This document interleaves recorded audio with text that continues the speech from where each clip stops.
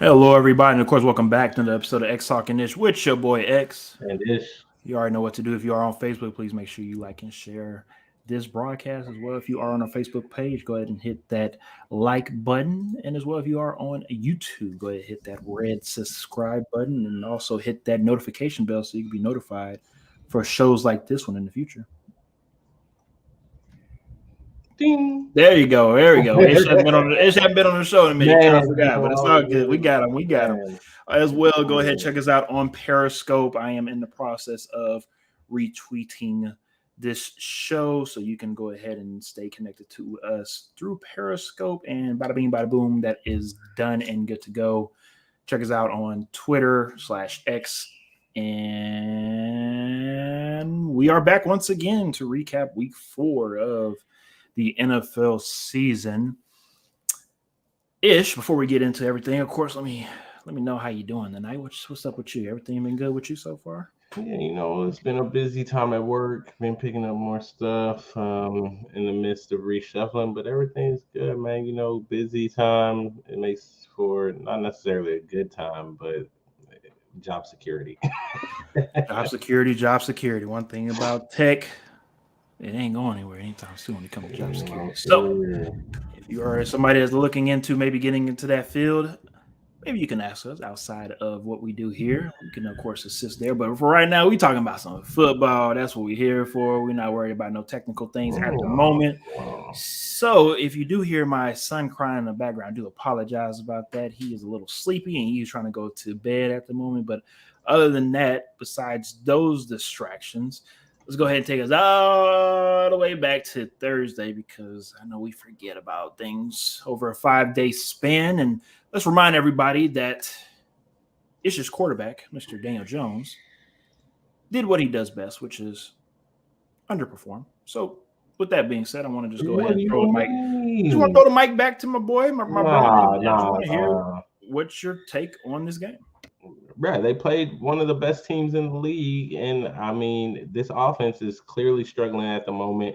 They don't have all the weapons. This wide receiving core.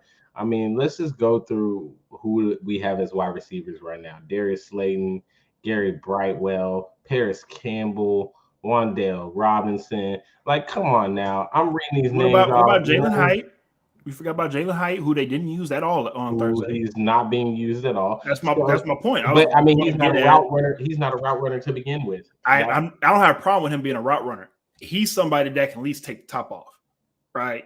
I'm not saying he's a 4-3 guy, but he's somebody that has a little bit of speed to where you can at least change up some In order to things take the within the top offense. off and that to even be a threat, you have to have time in the pocket. You're not wrong. You're not wrong. Not So denying that. yeah, it's just not like this offense is just not currently set up to be successful.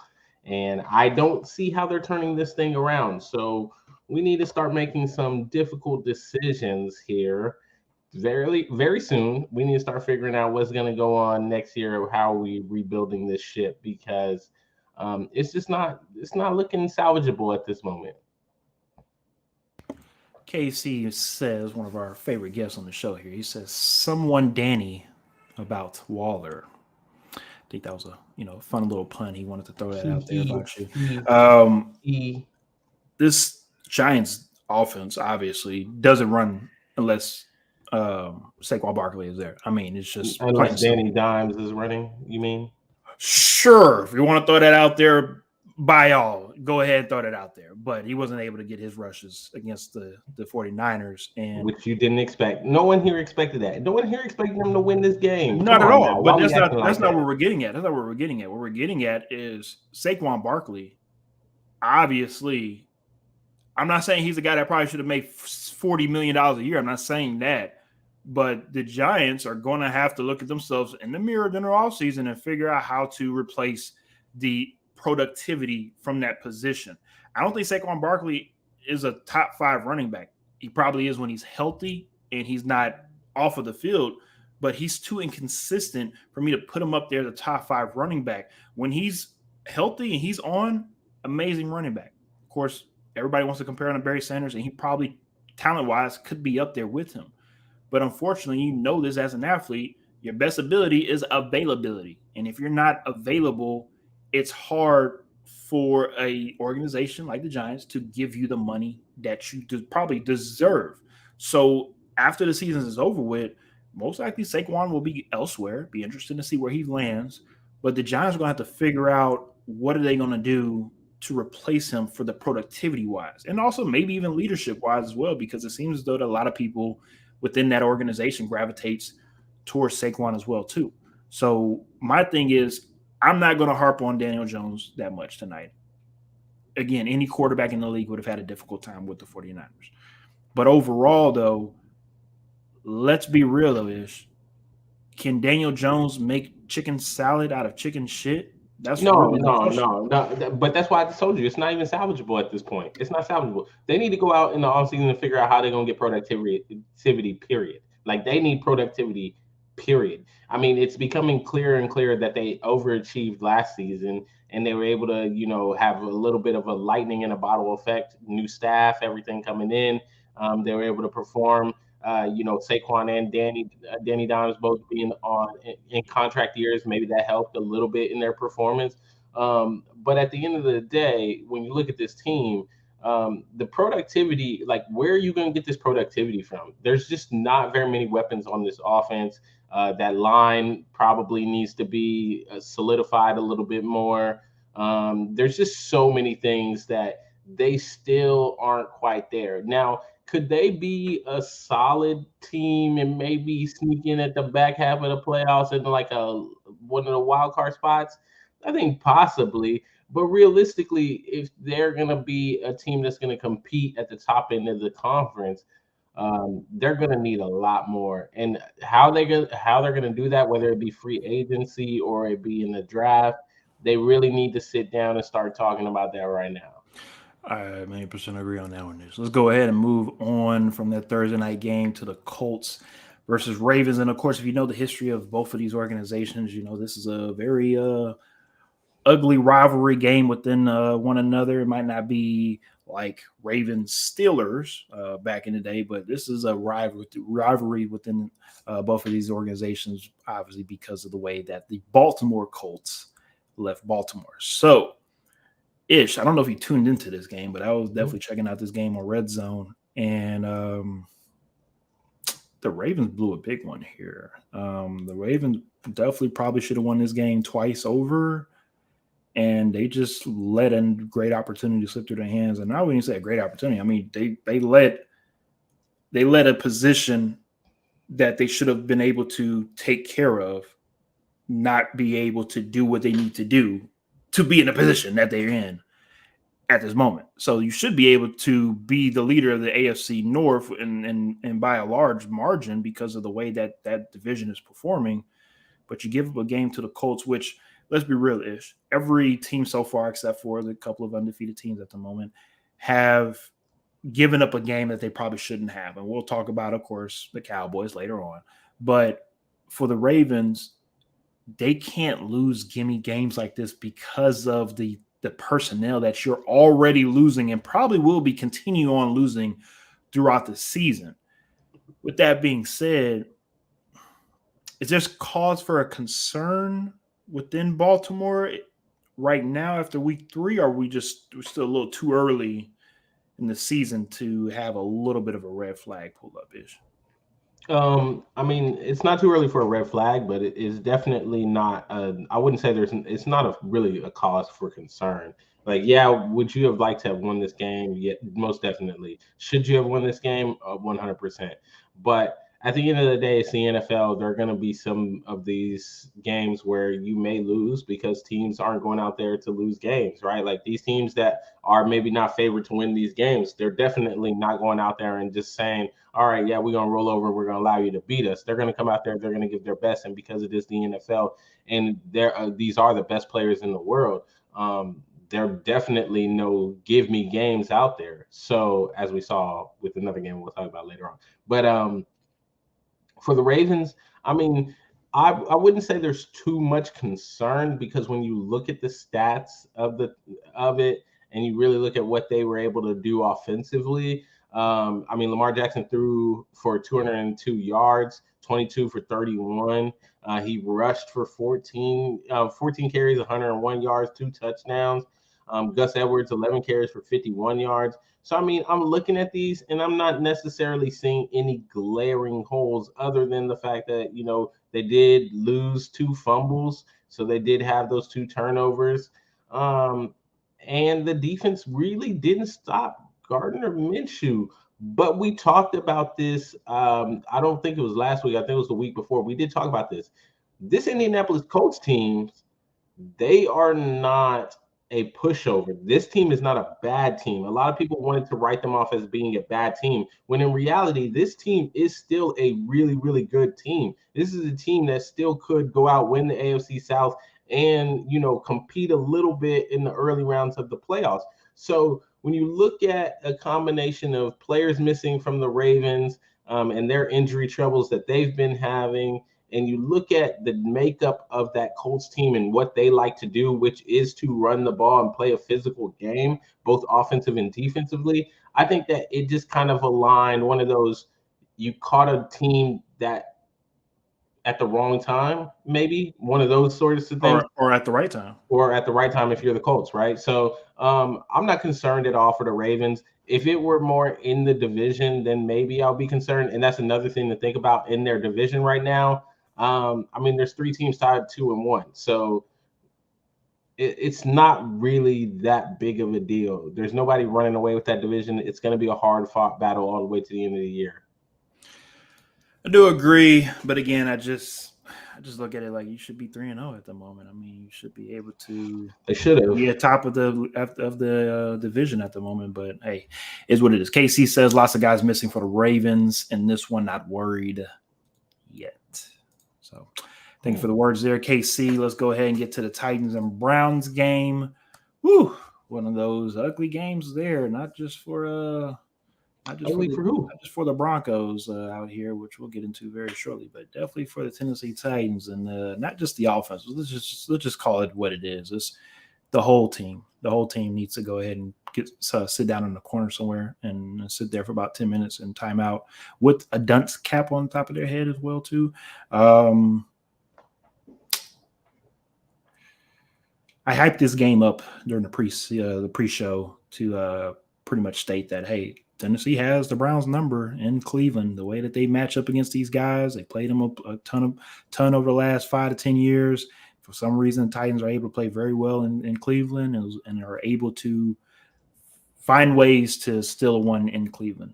Well, Sunday was not that day, and Myles Garrett had him a scout team type of it seemed like he was just going up against the scout team offense.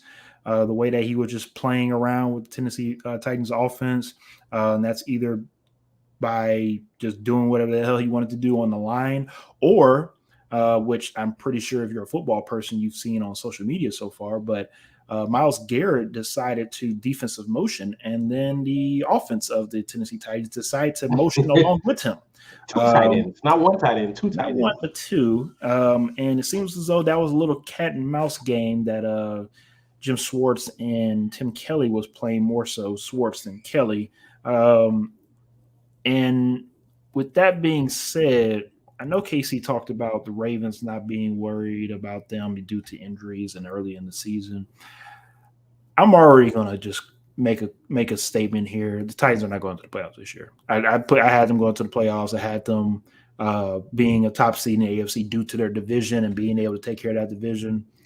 This season ain't it at all. I'm already disappointed in DeAndre Hopkins' production, and it's not due to DeAndre Hopkins. It's due to the offensive game plan when it comes to not getting him involved correctly. I understand limiting Derrick Henry's production throughout the season to have him ready for postseason, so I'm not really too concerned on that. But they're just things that we need to do as an offense to get this offense moving again. And first things first is obviously put the ball in the end zone. That would be nice. But also what it comes down to is, let's just be honest. And I'm not putting this on Tannehill, but Tannehill is just we've maxed out on him. We've maxed out on him. I'm not saying it's his fault. I'm stating that we've gotten the most out of him. It's time to move on. I'm excited for the future. I don't know who's going to fill that spot. It ain't going to be Malik Willis, and it ain't going to be goddamn Will Levis. I'll tell you that. So we got to figure it out when it comes to that position. I don't believe in those two. I'm sorry. Like I'll be that one person that just don't believe them. That's fine. But I don't see those guys coming in, replacing Tannehill and taking us where we need to be. And I'm talking about even like on the Bills level, right? And I'm talking about a team that will most likely get to the playoffs. It's what are you doing in the playoffs? Like that's what we need to be at, and we're not there yet. We're still trying to figure out if we can win a damn division, and that's a problem, right? If you're a team that's trying to continue to keep building to get better, and you continuously since 2019 have kind of gone backwards, that's a problem in itself. The defense, not a top five defense anymore. I've stated it that the Titans will be a top five defense throughout the season. I'm not really seeing it so far. Top 10 would be great, would be nice, but top half of the NFL will most likely will. That's what's going to happen for the Titans as a defense. It's just not coming along. Like I don't see it right now. I don't know if it gets. It will get better, but I don't know if we can do what we did in years past when it comes to start off slow, gain momentum in the middle of the season, use that momentum to get us to propel us into the playoffs, win a game we're not supposed to, and find a way in either in the divisional round or the AFC Conference Championship game. It's just not going to happen. The AFC is just too tough. And another thing that I'll throw out there too, if Mike Vrabel don't get his shit together, next year could be his Wow. hot seat chair.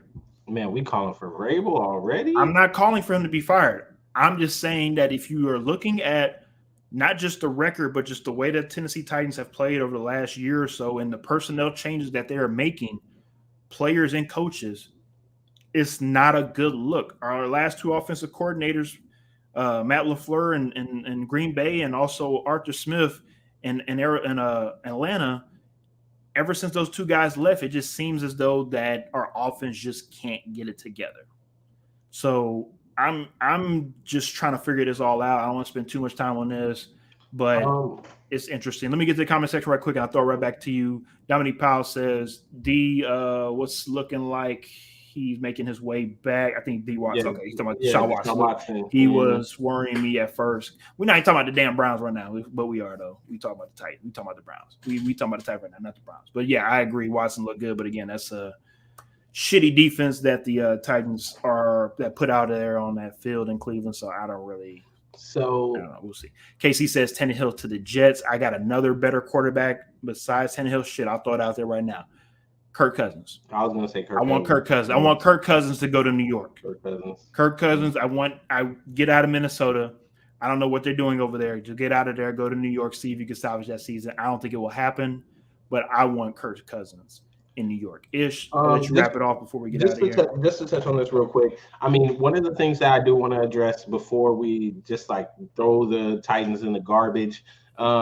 They played the number one defense in the league right now. Okay, this defense held the Cincinnati Bengals to less than 150 yards in Week 1. They held the Tennessee Titans to less than 100 yards this week. I mean, they really did a good job against Derrick Henry. Great game plan when you look at it. They were able to hold him to only 20 yards on 11 carries, and Ryan Tannehill went 13 for 25 for 104. I think a lot of this has to be attributed to this defense more so than anything. They have a Super Bowl caliber defense in Cleveland. If they're able to put some things together on the offensive side of the ball, I could definitely see this team winning the AFC North and challenging people in come playoff time. Because even without Nick Chubb, let's not forget they went out and signed Kareem Hunt, who is no slouch there at all. And he's familiar in Cleveland as well. He's familiar in Cleveland. Was there last for the past couple of years. He led the NFL in rushing at one point in his career. And let's just say he's fresh. He didn't have any training camp, didn't have anything to do. He's got fresh legs. He's got something to prove. So this team could end up being a dangerous team come late in the season, come playoff time. For the Tennessee Titans, like you said, I think it is time. It's probably time to let's start rebuilding some things. Maybe not a total rebuild, but let's start rebuilding some things. I think the DeAndre Hopkins signing for me, like you said, when we talked about it early on, you were not excited by that signing. I was not excited by that signing. I did not see anything in that signing. And I think it's going to show exactly what we called out, right? He does not change anything for that offense. If anything, it's the same model they've put out on the field the Yep. past couple of years. They did nothing to change what they do. Nope. All they did was bring in another piece to try to fit into the same model. And let's just be honest, teams know this. Teams have game planned against this. It's old at this point. Like, we know what you're trying to do. It's not a secret. Run the ball with Henry. As long as we can stop him, we'll make Tannehill beat us with our arm. We know he can't do that. We win the game. I mean, we're looking at what's his name? Corey. Who's the number 2 that they just drafted? I wouldn't say. Trayvon Burks. Traylon Burks, my bad. Yeah. Yeah. This guy, I don't know if it's a Tannehill thing, but if you can't even be a number 2, then we have a problem, right? Because now, shoot, we can stack the box, we can double team D-Hop, and then the rest of you jokers, we don't even care about y'all. Like, it is so the offense from Tennessee is so simple, and they don't have the kind of defense that can bail them out. So this team has a lot of problems. They just need to go ahead and start looking at it. I think a couple key moves could get them back to winning the AFC South and being the class of the AFC South, because as we saw in another game we're going to talk about later on, there's maybe a team that we all thought were going to take this division and make it their own, that maybe they quite aren't ready to do that. Definitely love your insight on that. Again, I'll leave this alone. We'll follow back up next week with the Titans and see what they do. But yeah, just more of the same. More of the same from them. All right, more of the same. Woo, that for the Broncos, another loss on that column there for them. But the Dolphins. Y'all remember when Deion talked about this game was personal against Colorado State? That was Mike McDaniels, apparently. That was Mike McDaniels going into this game, apparently. And I'm pretty sure everybody knows the rhetoric when it comes to Mike McDaniels' background, being a ball boy for the Broncos and being from Denver and being a coaching intern for the Broncos. And Broncos didn't give him an opportunity to become the head coach or even obviously interview him, period. So he goes to the Dolphins, of course, and he's successful for the most part. But apparently Sunday he said, I'm not just going to win this game. I'm also going to send a message. I think the message was loud and clear that the Miami Dolphins offense is real. And if you do not game plan correctly, they will embarrass you. Ish, I don't know about you, but I've never in my life seen somebody put up 20 points and still lose by 50 in an NFL game. College, yeah, whatever. You know, we saw Oregon beat Eastern Washington 91-0 or whatever. Like, that's okay. That's cute. That's college. These are grown men out here trying to feed their family, and you out here allowing 70 points, 700 yards of offense. Ish, please tell me your thoughts on this, because this was just ridiculous. I thought it was bad last year when Nathaniel Hackett was the head coach for the Denver Broncos. Sean Payton came out earlier in the season and said a lot of the troubles was to do with Nathaniel Hackett and the way he coached them. Yeah, Sean, you're going to need to shut the hell up. No disrespect, my man. I know you're a Super Bowl winning head coach, but I'm going to need you to shut that up. Because right now, 15 years ago now. Right now, you are 0-3, and you looking like a washed-up head coach. I'm just going to call it what it is, okay? Now, PS2, I was looking forward to this matchup. Yeah, we're going to have to go back to the drawing board. We're going to have to figure some things out on this defense. If I'm being honest with you, and I am not somebody early in the season to just start throwing things out the window. If I'm in Denver, I'm throwing things out the window. We ain't riding anywhere, okay? You know what, Russ, you got to go. They traded a lot to get Russell Wilson. And to come out in the second year, all we heard was how much he was working in the offseason, how much he was ready to change things, and they were ready, and Sean Payton was coming in. And don't get me wrong. I think they need a new running back. They need some help on the offensive line. They need some more help on that defense too. They need some more help on the defense as well. But they look horrible. They look demoralized. They don't look like a team that has the culture to go out and win games. They look, I'm going to go ahead and say it, they look like the Raiders. They're a division rival. They look like the Raiders right now, just dysfunctional. And I think when you look at it, they need to start trying to figure out how they can get some draft assets. Maybe not on the defensive side. I think the defensive side, you want to keep as many players as you can and try to figure out how you can just continue to build on the defensive side. But Russell Wilson, not the guy. Okay. Jerry Jeudy, he's a wonderful receiver. Courtney Sutton, wonderful receiver. I think they need to go ahead and trade them guys for assets. Try to get some draft assets. Try to get some capital out there. Because it's just not going to work out. You're going to continue. I don't see what moves they're making in free agency next year. I don't see what they're doing at all to even be anywhere competitive in next year if they continue the way they are.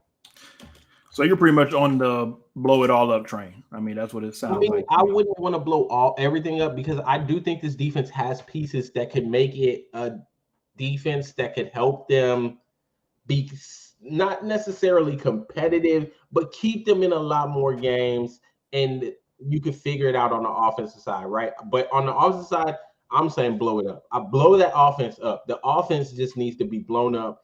Sean Payton, maybe you can, build it in your own image, but I'm telling you now, it's just not looking good in Denver at all. Now, statistically speaking, technically Russell Wilson actually had a decent game. Yeah, he had a day. Passing over 300 yards. But when they score in 70 points, of course you're going to throw for 300 yards because you're getting the damn ball every 10 seconds. I understand. I'm not disagreeing with that at all. I'm just stating that I'm not putting this blame. I'm not putting this loss on Russ. I can't do that. I can put it partially on it. That's fine. But if your defense is giving up 70 points, excuse me. If your defense is giving up 70 points, I really can't do too much on offense. I mean, I could score 40, maybe even 50, but that's a 70 piece. And if the Dolphins really wanted to, they probably could have scored 80, if we're being honest. But my man threw for one touchdown. And that was actually in the first quarter too. Yes, I got that. But that's what I'm saying. Statistically, if you look at stats, I know a lot of people love stats. They're just looking at stats, don't care for the game, this, that, and the third. It will show you that Russ didn't play too bad. It was an okay game from Russ. Who knows? Might be even the game that allows him to. The stats are lying, as they always do, and I say this all the time, but nobody listens to me. But this might be the game that allows him to find himself for this season, and it might be able to play better as a collective group on the offensive side of the ball. Again, this might be it. I don't think that it is. I think that, like you're saying with the Broncos, it might be time to go ahead and just. Jared Jeudy, it seemed like he's feeling some type of way already. I think he's seeing all his other Alabama wide receivers around the league shine wherever they're at. And he probably feels as though that he can be that guy. He has some injuries, mainly throughout his hamstrings. Don't know if that's a lingering injury that's going to continue to happen with him moving forward. But if I'm a team that needs a number two, I mean, why not pick up the phone, right? Why not see if he is available? On the defensive side of things, there's just so many holes. I mean, I really don't know where to start. Obviously, besides PS2, I mean, the defensive line really can't do anything. Linebackers can, of course, cover. Linebackers. I just edge rushers. I don't really know where we're going with the Broncos here. I hate beating a dead horse, and all pun intended on that one. But it's ugly. And also for Denver, I want to read off their schedule. Hey, they got the toilet bowl next week, though. The toilet bowl next week. They have the toilet bowl against the Bears. Now, I talked to my wife about this, and I said, look, it's the toilet bowl next week. Denver's going into Chicago. I understand that's a road game, but if they lose to the Bears, start off 0-4. Ain't no way. I mean, something's going to have to happen, right? I don't know. A coordinator going to have to get let go. A player going to have to get traded. Something's going to have to happen. They're not losing to the Bears. Okay. Ain't no way. Okay. You're 3.5-point favorite at the moment. Week after that, they play the Jets, which could be a winnable game. Week after that, they play the Chiefs. Week after that, they play the Packers. Week after that, they play the Chiefs again. Play the Bills and play the Vikings after that. So right now, I mean, if you lose to the Bears, there is a realistic chance that they could probably go 0-7. The next week is likely the game for the number 1 pick. Do or die. This early in the season, we might be calling next week the game for the number 1 pick. Now, don't forget, we also have another toilet bowl as well, too. And that's not the only toilet bowl game that we have as well. I mean, yeah, but it don't matter. It don't matter to me. These teams by far are the 2 worst. Yeah, it's not looking good. Let's go ahead and move on to the Patriots and the Jets. A rivalry that nobody cares about unless you live over there in the New England area. The Patriots seem to have the Jets number over the last 10 plus years now. And even with I would call them a little bit average, a little bit above mediocre Patriot team, was able to go into New York and take care of business, hold the Jets only 10 points. Just keep it short on this one. Give me your thoughts on this game. It's sad to see the Jets fall so far. Zach Wilson it's done. It's done. I don't even want to hear the people who are still like, maybe, you can build his confidence. No, get him out of New York. He needs to leave. He needs a new opportunity somewhere else. Kirk Cousins, like you said earlier, I would love for them bring Kirk Cousins in. I don't know if it can even be close to a direct swap, like Zach Wilson go the other way, because if I'm Minnesota, I don't want him. But yeah, he needs to be gone. This team has all the potential in the world to be a team that can compete late into the playoffs, win a conference championship, go to the Super Bowl. This is one of the very rare examples of the quarterback position being the sole reason why you are looking at what you're looking at. Now, usually we've seen in the past, like a Chicago Bears when they went to the Super Bowl with Rex Grossman, or, of course, obviously the Ravens with Trent Dilfer, to where we've seen teams have a really damn good defense, also a little bit over mediocre offense, but because of the quarterback position, a lot of people felt like that was holding them back, but they were still able to be successful in spite of a bad quarterback play. With the Jets, it just seems like they just can't do that at all right now. And again, just after 3 weeks of regular season football, the tone within New York has changed drastically since that Hard Knocks season just a couple of weeks ago, showcasing what the New York Jets had, aka Aaron Rodgers, leading the charge, and what they have now. I was one of those people that stated, and I have no problems talking with Adrian next couple of days when it comes to, I was one saying that, hey, Zach Wilson gets a chance to rebuild his confidence. He gets a chance to work under Rodgers and just re-find himself. Well, I was wrong. And that's part of sports, being able to say, hey, I fucked up, and life as well too, when it says, hey, I fucked up. But let's learn from this and let's move on. And maybe that's something the Jets do with Zach Wilson. And like you said, Ish, maybe they just go ahead and move on from him completely. They have to. And before we move on, though, let's go ahead and let everybody know that I have right here a very special gift for anybody here that stays, of course, connected here with XtalknIsh with the questions we will provide throughout this season. It is a signed mini helmet from Leonard Williams that I'll be giving away at the end of the season. If you're able to, of course, keep up with some of the questions that I throw out there. And then one of the questions that I had for last week is, what NFL team has the most appearances on Monday Night Football? Again, what NFL team has the most appearances on Monday Night Football? That's question one of many. I'm not going to let you know how many questions it will be throughout the season, but we will have, of course, a question most likely next week. So stay tuned, and you'll be able to be a part of that drawing. All right, let's go ahead and move on to the Bills and the Commanders. Not too much really to talk about here. Bills did what they needed to do, and that's take care of business. Maybe this is the game that gets them back on track. The Commanders, I'm not saying they're the best team in the NFC East, but we do look at them a little bit of high regards, right? The first 2 weeks that they played well for the most part.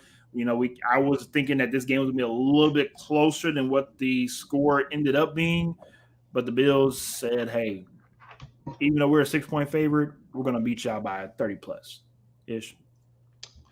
Awful day for Sam Howell. Awful. Then again,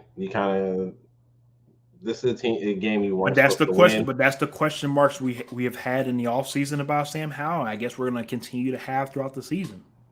Yeah, it's going to be a question of how far can he take them? How far can he go? This is really his audition because, as we've noted and many people have noted throughout the season, next year's draft class is looking stacked. And let's just say it. Some of these guys are, if they continue to perform at the level they're performing at, the way teams reach for quarterback, it could be a deep run. And, early on with some of these guys, we got Michael Penix from Washington still playing very well. Bo Nix, who's at this point 30-something years old and been in college football. They're going to stop playing Bo Nix. He's playing at a high level. You still got Caleb Williams, who, if I'm Caleb Williams, I might like the outlook now because the teams that are down there, while they're dysfunctional, they're not quite the Arizona Cardinals. So I don't know. I wouldn't want to go to the Bears. I would say, are the Bears looking that much better than the Cardinals? If the Bears are the number one team, I might just go back to USC. There's so many quarterbacks in the draft class that Sam Howell, this is it. If you fail this year, and I'm Eric Bieniemy, I'm going to go ahead and go get my own guy. No, I definitely agree with that one. Let's go ahead and move on to the Falcons and the Lions. Lions took care of business at home, 20-6. This game say more about the Lions or the Falcons? You know what? I think it equally said enough about both teams. I think the Lions, they needed to win this game because of all the noise that they were making early on. And then to lose the way they did to Seattle, I think there were some question marks of, is this the same old Lions? And they needed to just go ahead and win this one at home. And for the Falcons, I don't look too poorly on them for this loss. The Lions are a good team. I think you went on the road, you lost to a good team. I'm okay with that. I want to just see the continued progression. So I think equally for both teams, I'm just kind of in a state of, you're about where I want you to be right now. They are who we thought they were, right? Yeah. That's what it sounds like. I'm not going to ride the fence like you just did. I'm actually going to pick a team, and I'm going with the Falcons on this one. The reason why, first 2 games, they were at home. Took care of business at home like you're supposed to. Great job. You went on the road to Detroit, lost this game. That's fine, understandable. Do we know who the Falcons play next week? I forgot. Your favorite international team. They play the London Jags. And we know what happens. We know what happens when the London Jags go over there. Most likely they will be getting that win. So the Falcons go down 2-2. The Falcons about to lose 2-2. So if they go down 2-2 and they come back home, guess who they play after that? Another AFC South team. Play the Houston Texans. Not saying that's a loss. I was not saying that's an automatic loss. Oh, that's at home. That's at home. Who do the Texans play next week?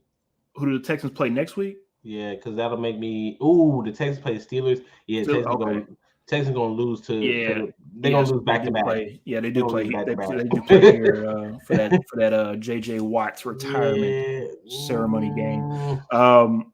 Again, I'm just bringing up the Houston Texans because they do play hard. Yeah, they're a young team that has nothing to lose. So watch out for them going into Atlanta, maybe causing an upset. After that, you have the Washington Commanders. Again, another scrappy team who could also beat you in Atlanta. And then after that, you get back into divisional play against the Bucks. My point is with the Falcons is you started off hot, but over these next 4 weeks, I guess we're going to really find out about you if you are real or not. A lot of trade talks already are coming out about Kyle Pitts. Atlanta's already come out and said he is not tradable at this moment. What you mean? You don't use him anyway?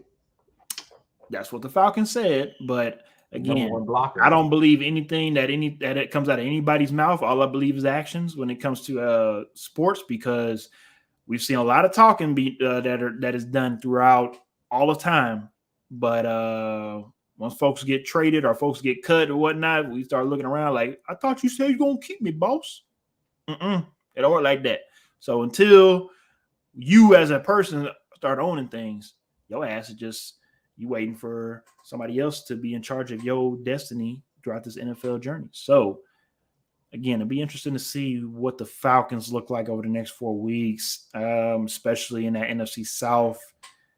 It's very interesting right now. And as we get to another NFC South team with the Saints and the Packers, the Saints, man, they let one slip through their hands on this one, because you were winning this game throughout most of this game. I mean, 3.5 quarters? Yeah. Packers are able to come back and pretty much steal a game at home. The ironic thing about this game, of course, the Packers are a 1-point favorite and ended up winning by 1. Again, the whole time, Saints at one point in time were up 17-0. Right? I mean, from what I remember tuning into this game, and I really thought this game was over with, mainly because of the Saints defense and how it's been all season long. And just looks like Jordan Love was just having one of those difficult type of games. But the Packers do what they do at Lambeau and was able to find a way to gut this one out. And for this game, I got to look at the Packers and say, man, that's a hell of a way to get a good win against a really good team who I've been stating that they probably could be in a conference championship game. And for the Packers, again, we going to have to keep an eye out for them on the NFC North, because just because Aaron Rodgers isn't there doesn't mean that them as an organization just gave up on the season, right? So it'd be interesting to see how the Packers look at the midway point. Ish. Yeah, no, 100%. Shout out to the Packers defense. Shutout in the second half. I mean, that was such a big adjustment at halftime for them to basically take control of this game. From the defensive side, hold the Saints to no points, really shut down Derek Carr in that offense. And if that defense can continue to play at that level and help out Jordan Love, he's gonna have some struggles. Let's just be honest about it. He's gonna struggle at times. He's gonna need a little bit help from that defense. And if they can stand up and do that from him from time to time, the Packers could definitely win this division. I mean, you look at the poor start from Minnesota, and you look at right now, the Packers leading the division. They're tied 2-1 with Detroit. This is in play. This could be their division again with Jordan Love. So we just got to see if this defense is able to continue this level of play. I think it'll give him the time he needs to go through his growing pains and really adjust. I love this comment from KC. I respect it. I definitely understand where he's coming from on this. He says Saints couldn't do anything once Carr went out. They get Kamara back next week. Should be fine. Not wrong on that at all, KC. My boy Coach T says Saints inconsistent at the QB position, hasn't necessarily replaced Drew Brees. Jordan Love is the real deal. He also says I picked the Packers to win the division. Well, hey, you definitely made a bold decision on that one, because again, the way that all 4 of those teams came into the season, the Packers easily was number 3. I don't think nobody was putting the Bears or the Packers, but definitely probably number 3 in that division. And at the moment, I mean, maybe it is the Packers division, depending on how the Lions want to go about that division. One thing that KC said about Carr, yes, of course, Carr did get hurt, but, and I'm speaking for myself because I'm very high on Jameis Winston. I think Jameis Winston is a really good quarterback. I think he could be one of the 32 quarterbacks starting. You can roll your eyes all you want to. I don't care. Jameis Winston should have been able to come into that game and finish that game off for the Saints. You have a 17-0 lead. Jameis Winston could have at least put up 3 points. That's my biggest gripe with that whole thing. I've stated this multiple times on this show. I will continue to state this. In the NFL, you have to have a good backup quarterback now. You cannot just have a game manager or a guy that's just going to hand the ball off to a running back. You have to have a quarterback to come in there and make plays to win you the game. Like Gardner Minshew. Like Gardner Minshew. I agree. Or Zappy. Or no, not like Zappy. Not at all. Texans versus Jaguars. Love you too, Ish. Texans won this game here 37-17. Now, if you are a betting person, this easily was a game and a couple other games where you could have cleaned up some money right here. Ish, your thoughts on the hometown team in this win? Man, this game right here, let me just say this. If you are the league, not necessarily the league, but if you're the AFC South, this game puts you on notice. Because there's one thing we talked about the San Francisco 49ers the past couple of years that when they hired DeMeco Ryans, this is what I was looking for. This is what I was excited about for the Texans. And this is what I was saying. If they can even a little bit replicate what they had in San Francisco, this team could be a team that becomes a problem. And it's just that tough, just fighting and just frustrating teams and knowing how to really grind it out. And let me just say this. They made that game completely frustrating for Trevor Lawrence and that offense. That offense that everybody was looking towards and saying, we're going to be great. That offense that everybody knew the weapons that were added to them and what they were able to do. And we projected to win the AFC South. The Texans defense just looked like a team that was playing hard, playing fast, and playing like a team that had nothing to lose. And we said it about San Francisco even a couple years ago when they had injuries and they shouldn't have won some games, and they were still in games and beating some of their division rivals that were clearly better than them. And we were like, man, there's something about the way they just get this team prepared and they just go out and play that you're like, dang, if they had all their pieces, this team could be a Super Bowl team. When you look at the Texans right now and you look at this game in particular, and you're thinking to yourself, if DeMeco Ryans is able to do this now with these pieces, if they can build a team, the Texans could end up being a scary team to play. CJ Stroud has been doing some great things with pieces that a lot of people don't want. This offense, and let's not even talk about this offensive line that has been, just riddled with injuries, right? They haven't been able to get the running game established because of how bad this line has been. It has really been on his shoulders, and he's been able to put the numbers up. Now, they haven't been able to put the points on the board consistently. In this game, they were, but can they do this moving forward? Can they use this as a stepping stone to build for the future and get some confidence? And if they can, hey, I'm just going to throw this out there. And it's crazy that I'm going to do it. Uh-oh. Dark horse to win the AFC South. I'm not mad at that because I've said that before the season started, and I really didn't want to say it because they're just so young. But again, if you look at the talent and the way that they are coached, like you said, it's just really DeMeco Ryans that changes everything. Why not them, right? I think the AFC South is wide open. I don't think there's a clear winner at the moment. And for the Texans, I'm going to keep it very, very short. If I'm a Texans fan, I'm excited. CJ Stroud is the real deal. All that rhetoric about Ohio State quarterbacks not making it in the pros, he will be the anomaly to that. He will be successful. It doesn't matter if it's the Texans or if it's somebody else. He will be successful. It's now on the organization to put the pieces around him. And that's starting off on the offensive line. I understand the offensive line is banged up right now, I'm not blaming the quarterback at all for that, and I'm not blaming the offensive lineman. Injuries happen. It's part of the game. But the only way the Texans are going to be successful on both sides of the ball when it comes to that line, they have to get that squared away. Once they get that squared away, Unfortunately, we could probably see the Texans continue on to win the AFC South year in and year out like they used to do, and blah, blah, blah, blah, blah. And I got to hear that crap all the time here in Houston. So, yay me, yay me. Anyway, let's go ahead and move on to the Chargers and the Vikings. This game probably was the who's going to get fired first game. And Brandon Staley has lucked up and won this goddamn game because I ain't hoping for firings, but I just want the damn Chargers team to perform the way that it should, and Brandon Staley's holding it back. But anyways, Chargers won this game 28-24. The big news, obviously, from this game is Mike Williams out for the rest of the season with an ACL tear. And Justin Herbert doing what he does best, which is video game numbers in a regular season game. Honestly, when it doesn't matter, let's see if he can do it in the postseason.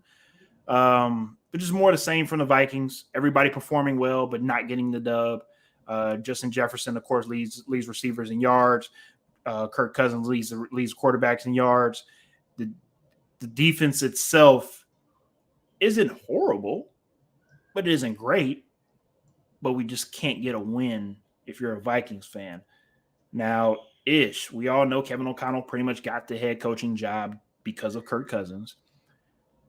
What happens with this Vikings team moving forward? Because this is also Kirk Cousins last year as well, too. Most likely, I don't think they renew his contract. I think they both separate and go elsewhere. But if I'm a if I'm a member in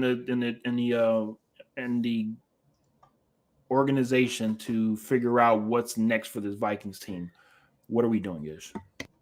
At this point, I don't even think you can renew Kirk Cousins. I think depending on the next couple of weeks, that Kirk Cousins to the Jets could become even more of a reality, right? That could become a big. You can start hearing that from a lot of people. That could be a cry in New York. I'm gonna call that cousin to the Jets. Yeah, you like that, huh? Man, I like that. I can see it. I think depending on how poorly they perform this year, maybe you just rebuild it all. You have a piece to build around on offense. That defense needs more pieces. I think they've been kind of in a state of making it by, but not really being outstanding. Just being solid. Let's be real. Most years, I would say every year that Kirk Cousins has been a member of that Vikings team, they have been bottom half of the NFL when it comes to defense. I mean, and I'm talking about 26 and under. They've been solid-ish. It's trash. They just haven't been a really good defense, right? They've never really had that. I think you just got to kind of blow it up and let's just start rebuilding. Get a new coach in there. Get new coordinators in there. Just blow it up. Apparently, blow it up completely. Yeah, I think you got to. But I think for LA, good win. It just delays the inevitable to me. That's what it sounded like to me. It sounded like that to me as well. Coach T says, if the Vikings continue to lose, trade Kirk Cousins to the Jets. Yeah. He says, I agree, X. Yeah, I mean, it's just makes sense. All right, Panthers and Seahawks. Seahawks took care of business 37-27. Let's be honest. I mean, I will say the Panthers kept it a lot closer than I thought it was going to be. But for the most part, I mean, we all knew Seattle was going to take care of this game. Now, I will say, is this a game that hopefully can get Seattle back on track and allow them to be where they hope to be at the end of the season? Possibly. I mean, it doesn't hurt them, right? You get to 2-1. You're sitting good. You feel good.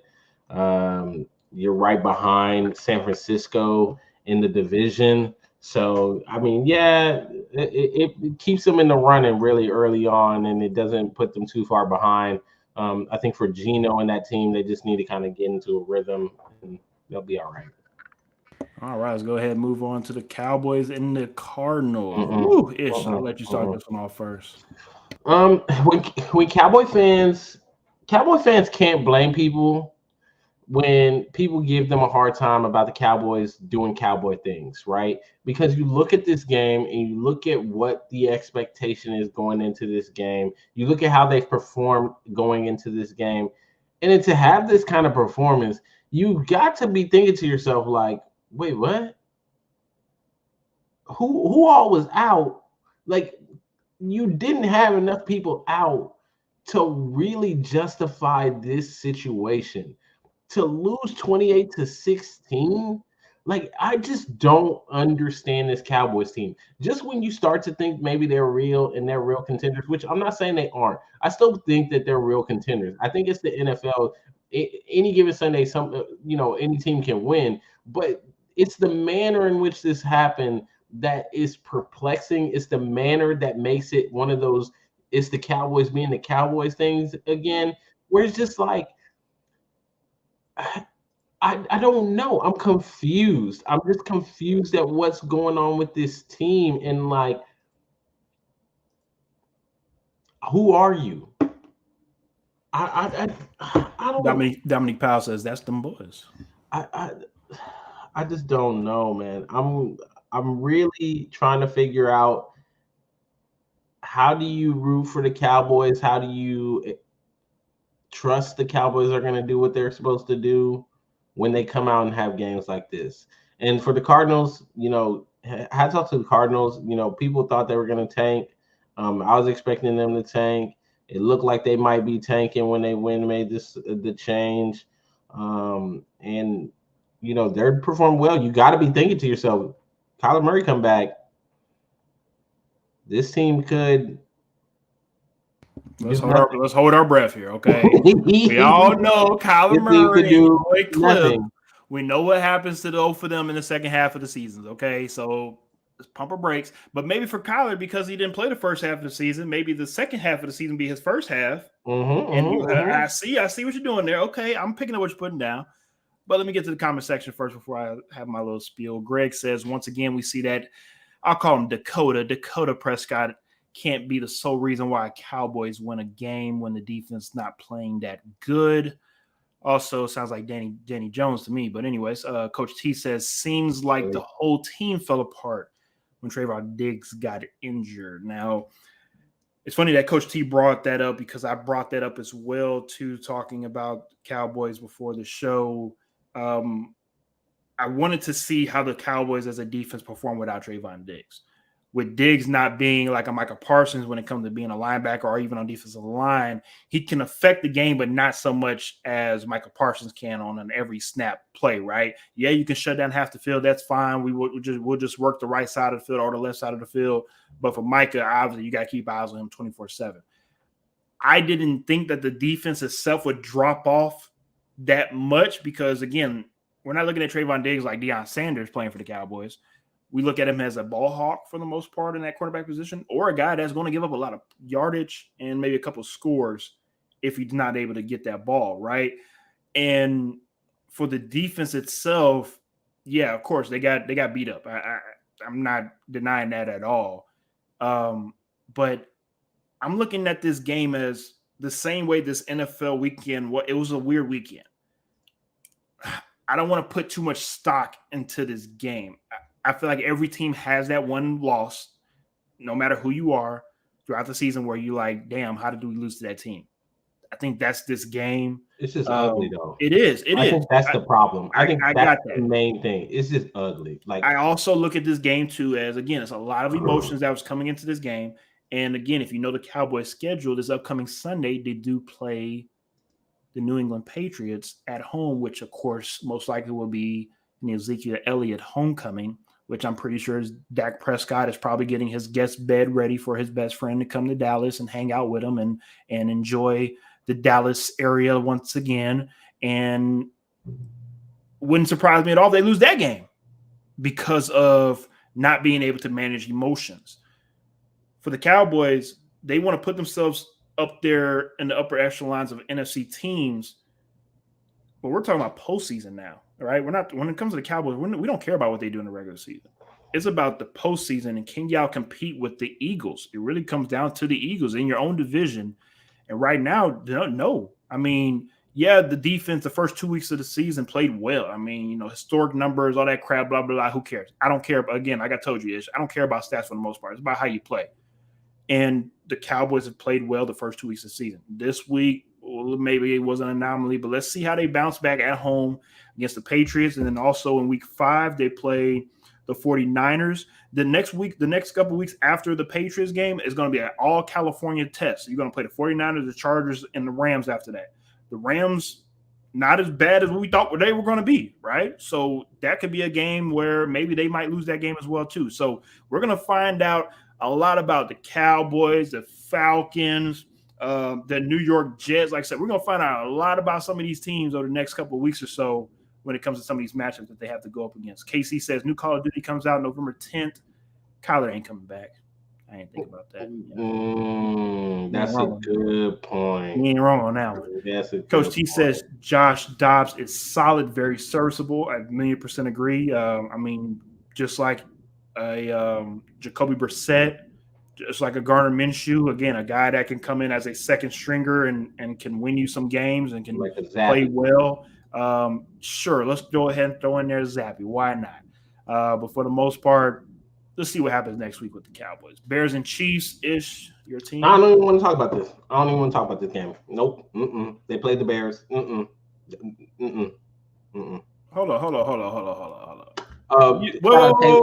Shout out Taylor Swift, the new Chiefs fan. Whoa. We don't want to bring up we are never, ever, ever. Hey, shout out T Swift. Back together. She brought a whole new fan base. We ain't trying to throw in T Sizzle. She brought a whole new T Sizzle, the Swifties. fan base. You know, I gotta hear all about this at my house with the wifey. Now we're gonna talk about this on the show. Apparently, we wanna bring in Taylor Swift into Chiefs games because apparently y'all ain't getting enough viewers. Apparently Chiefs fan base ain't watching y'all play. So Taylor Swift got to help out with y'all organization to bring some eyes to the team and help out with jersey sales. I mean, that's what it sounds like to me because apparently the Chiefs ain't doing enough on the football field. So you got to have Taylor Swift come out and help out. I guess. Yeah, Super Bowl champs just isn't enough anymore. So I guess not. You obviously are not a Taylor Swift champion. Until you become a Taylor Swift championship, that's really what matters. That's what it sounds like. Now that we have the Swifties behind us, you can't lose. If anybody says anything negative about the Chiefs, I'm just gonna send them on. I'm gonna stick them on everybody. Swifties, the Barbies, the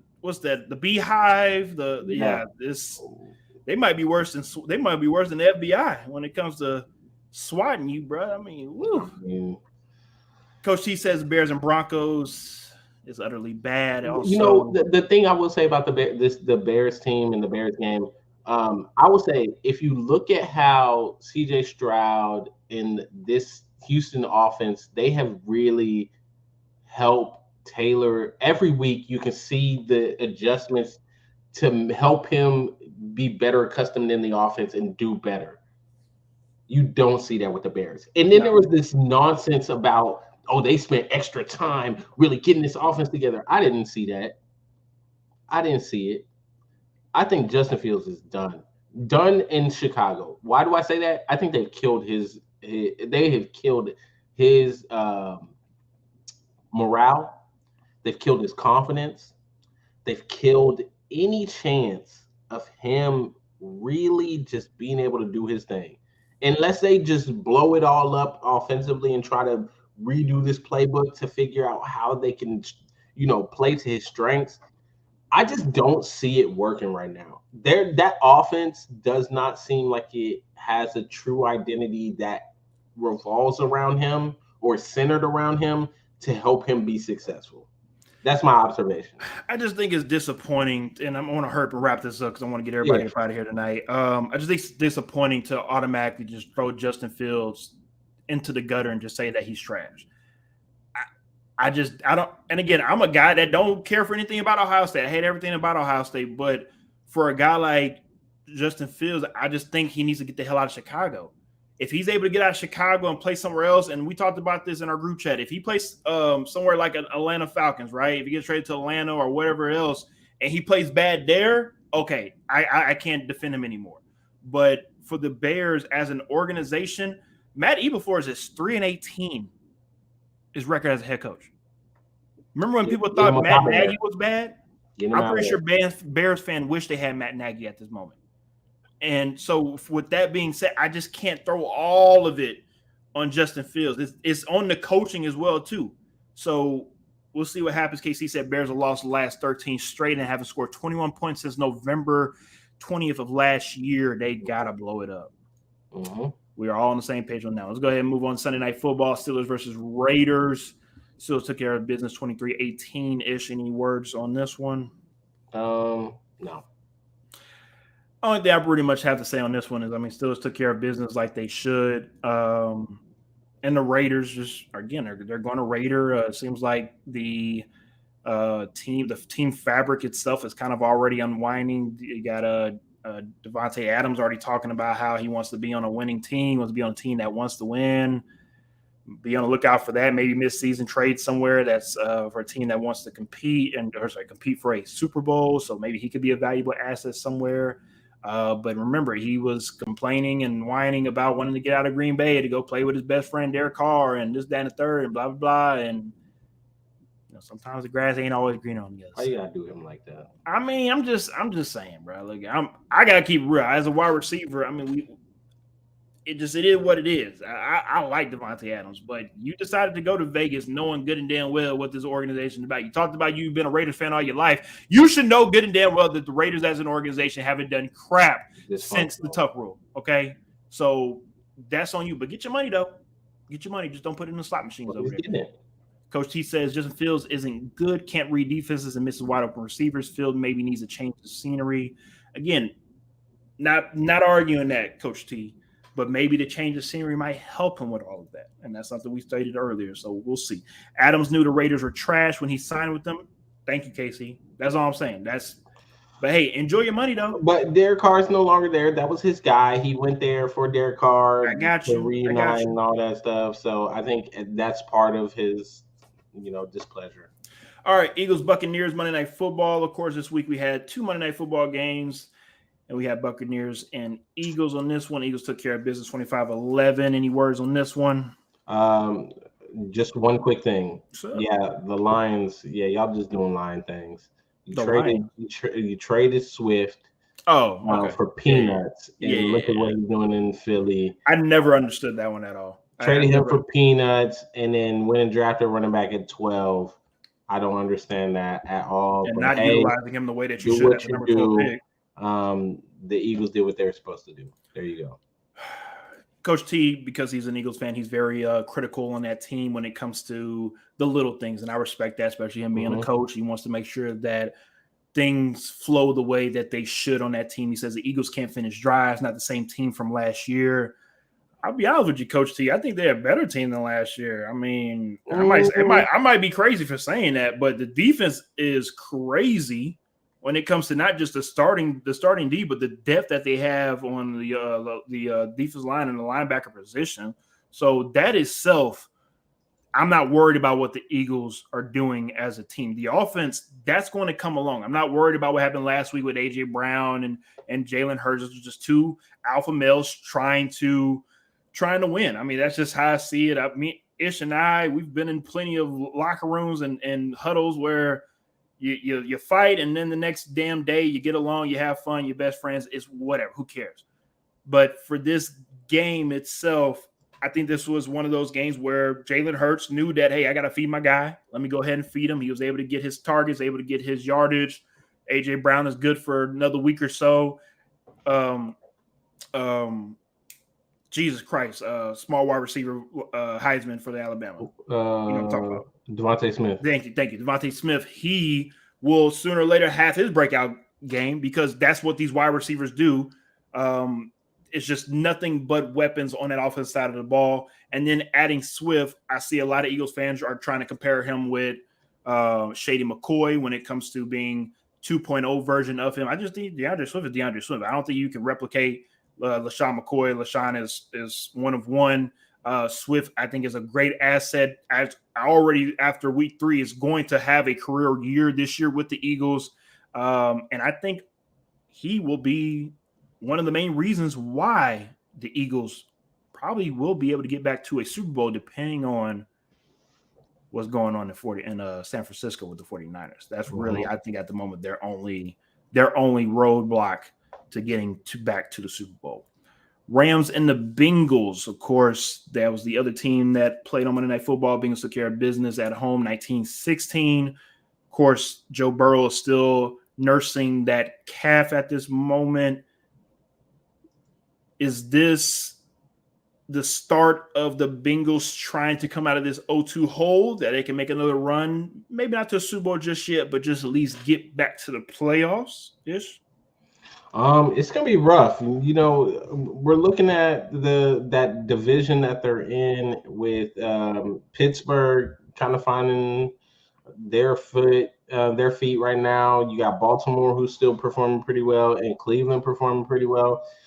At this time, I'm not gonna lie. I think this team is where they should be in that division, dead last. Um, it looks like maybe just maybe the rest of the division is caught up to them, and they're back to being pretty much even in that division, right about on par with everyone else. If not, maybe a little behind. If Cleveland can continue to perform defensively and Deshaun Watson can continue getting back into the swing of things, it looks like, to me, honestly, Cleveland and Baltimore may be the two teams with Pittsburgh not far behind. Don't say that about Deshaun Watson and Cleveland Browns when it comes to the Houston fans. They don't want to hear that. Well, you know, could you imagine? Could you imagine though the Browns and the Texans playing against each other in the playoffs? Oh wow, that'd be hilarious in Houston because the Texans win the division. Yeah, I would love to see that. Imagine that, bro. I would have to go to that game. That'd be crazy. My 2 cents on this: the Rams. Again, I don't know what we're gonna get from them. I don't know if those first couple of weeks were just because it's early in the season. I'm looking at this team as a maybe 7-10 team at best. But I will say this: look out for Aaron Donald. There was already talks, I think, last year about him maybe moving on to another team to help compete for a championship.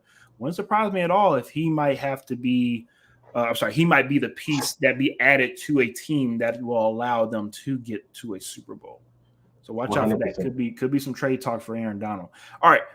One and only question before we get up out of here for tonight. I want everybody that's tuning in to let us know at this moment after week 3, who's the best team in the NFL? Ish, I'll start off with you. You know, I thought about it. I've really been just thinking to myself, what do I think the best team is? And right now, I got to say... Come on, get it out. I got to say the San Francisco 49ers. Okay. I think the 49ers are the best team right now. Defensively, they're just playing well. They're playing at a top level. Offensively, they're playing at a really good level. They're mixing up the weapons. They got plenty of weapons to spare. I was thinking about Miami, but I think Miami's defense, they still need to figure some things out. They still got the liability of Eli Apple over there as well. Oh, yeah. So, very big liability. You probably want to be starting in the next week. So, yeah, I just couldn't put them at top. And I think I didn't want to be a prisoner in the moment and say, because of the 70-point game, you know, all of a sudden they need to be up there. So I put a stat earlier on my Facebook earlier today, which Cowboy fans got mad at me because apparently I didn't get the correct verbiage of the statement correctly when it comes to Jalen Hurts being 20-1 over the last 21 games, and Brock Purdy being 11-1 over his last 12 games, and the only loss that he had was against the Eagles, obviously, after he got injured during that game. And I think a lot of us thought they can't recreate that lightning in the bottle that they had last year, the same as this year, right? Brock Purdy just a one-trick pony. After 3 weeks, it don't look like he's a one-trick pony. It looks like he is the man for the job. And it also looks like this is the reason why Trey Lance got traded to the Cowboys as well, too, because it seems as though that Brock Purdy has that offense down. Everybody believes in him. Everybody trusts him. And I want to go to the Dolphins too, Ish, but I got to agree when it comes to the 49ers.